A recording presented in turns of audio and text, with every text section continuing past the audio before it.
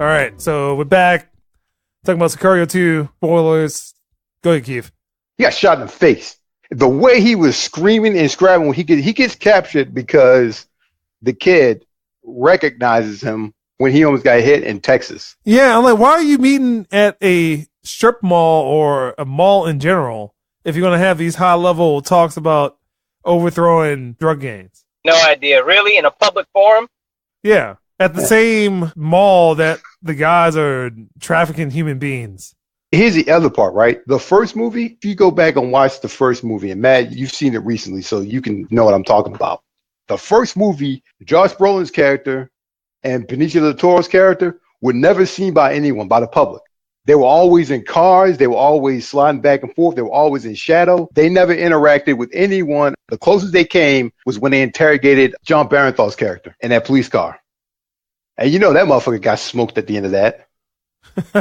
No one knew they were involved. It was a total set. Like, if you look at that first movie, Emily Blunt's character from the very beginning, she was set up to take the whole fall for that shit. It would have looked like she was the one who orchestrated that whole thing. Their fingerprints were never on any of that stuff. All the way up until the point when Benicio del Toro's character made her sign that document and shit. And he had one glove on and had her pistol in his hand. Got up. Did she sign it? Put it down? Walked out. There was no one around when he walked away. No one saw him or Matt or Josh Brolin's character. And then in this case, they drive him to a fucking strip mall. Goddamn mall. It almost hit the kid, who then later turns out to identify Benicio del Toro's character. I'm just like, what in the fuck and hell is going on here? Yeah, so that is just bad writing and bad directing. For the writer, Taylor Sheridan, who has written Sicario 1, Hell and High Water, which is a great movie. That thing was genius. A great movie. And then also Wind River, which is also another great movie. I haven't seen that. You should watch it. This just takes a whole bunch of leaps in logic, flip-flops the characters from the first movie. Benicio del Toro in the first movie, cold and heartless. This one, he has a heart. Josh Brolin. They keep alluding to, hey, the stuff that you did in Afghanistan, then all of a sudden his character has a change of heart. Yeah, what the fuck, dude? He gave a good speech about how this is how you win this war. This is how you win it. You let me off the rails, I will win this thing for you. Now, and then he gets shot in the face. And the whole part where he was like screaming and hollering, trying to get out of the thing and stuff like that, I'm like, that's not how he does things. I thought for a moment there that wasn't him. That somehow in the dark or something, in the back of that truck, he switched places with that dude. With one of those guys and wrapped him up and taped him up and shit. That would have made more sense. That would have made more sense, and it would have been better. And it would not have taken a leap of logic too much there, because he's a badass. They lift the mask up, and it's like some other dude, and then Panis just walking down, like, is in another car, driving behind him, ready to smoke the asses. It's just a waste. Just such a waste. I've got hope for the second one. I did like that scene where at the very end, the kid walks in all angry looking and fucking pubescent face and shit, all twisted up and shit. He walks in that room and he just about ready to piss his pants and shit. He's like, oh God. And Benicio's just standing there like, wouldn't it be a Sicario? Okay. I'm like, oh shit.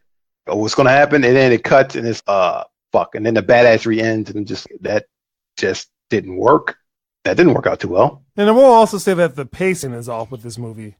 Pacing was all over the fucking place, dude. Yeah. I'm telling you, like, studio exec got involved in this shit and started fucking with it, you know? The middle of the movie, not much happens. So that's the point that Benicio del Toro says to the girl, hey, I'll keep you alive. And somehow we need to get back to the United States. But why? Just return her to her father. That makes more sense. I didn't get that. End of the movie. Again, if they had to take an approach from Man on Fire, where somewhere in between that, where he's trying to get her back to her father, she gets kidnapped, and he just goes on rampage. So you still have that whole beginning of the movie, and then she runs off. He finds her, Death Family. Somehow the Death Family's in on everything. She gets captured. He goes crazy. He goes off, finds everybody, and gets her back to her family. That's it. Makes more sense. Why does this movie have to be this way? And again, it just feels from a political standpoint that they did not want to go in the direction that the first movie went to, or a social standpoint, or whatever you want to call it. That was frustrating because, again, the first movie is unapologetic about everything that's going on. This is the world that you don't see. And if you don't see it, so exactly. Yeah. I don't know, man. I'm looking at the producers who executive producers, and I'm seeing John Wick. I'm seeing fucking Wind River, John Wick 1 and 2. I'm like, what the heck happened here? Who here fucked this up? Oh, found him. Some dude named Richard Middleton is the executive producer. He is known for The Artist, Hitchcock, Fifth Wave, I Love You, Philip Morris. Those are more artistic movies. Whatever, dude. There's a fuck up right there. Hold on, let's go to this version. Because The Artist was, I think it was black and white French movie. This one did Runaway Bride, The Good Lie. Yeah, but she did Sicario, the first one, so she should have known better. Creatively was all over the place. Damn it. Normally I will say that, hey, well, was there a point to have made a sequel? For Sicario, yes. Yeah. Sicario needed a sequel. I mean, this was supposed to be the one. I think it would have done better if they'd have gone with the action movie route. And actually, it would have fit the narrative because the first movie was the setup, get this shit underway. So they had to be methodical. They had to be sneaky and shit. The second movie could have just been them just straight up execution. Again, third movie could be aftermath and wrap up. Man on Fire. If you take that same approach, Denzel Washington, John Creasy took the target I was supposed to protect, and now I'm just going to go off. Yeah, he went off like a motherfucker. Yeah, that shit was ridiculous. And I did not like Man on Fire. Really? But I have grown to have an appreciation for that movie. A lot of it had to deal with Tony Scott and some of his visual choices for that movie, but yeah, he was in his weird, funky phase, dude. Yeah. It's like, well, let me set my shutter speed to this. And Tony Scott, not as great as his brother, but good in his own right.